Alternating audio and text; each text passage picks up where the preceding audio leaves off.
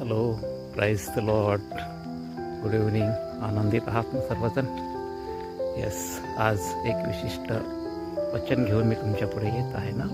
एक गोष्ट आपण पाहतो की बराच प्रयत्न करत आहे, आपलं कौटुंबिक नात्यामध्ये काही नवीनता येत नाही आहे.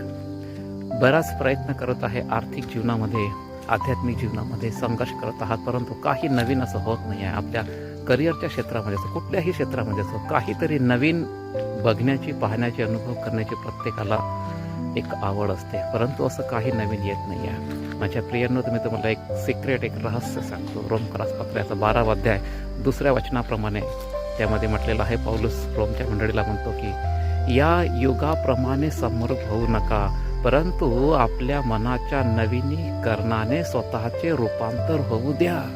यस, स्वतःचे रूपांतर. जेव्हा आपल्या मनाचं रूपांतरण व्हायला सुरुवात होते ना मित्रांनो, मी खरं सांगतो, तुमचं जग बदलायला सुरुवात होऊन जातं. तुमचं कुटुंब, तुमचं नाते, तुमचं रिलेशनशिप, तुमचं आर्थिक क्षेत्र, तुमचं आध्यात्मिक क्षेत्र, प्रत्येक क्षेत्रामध्ये रूपांतरण यायला सुरुवात होऊन जाते.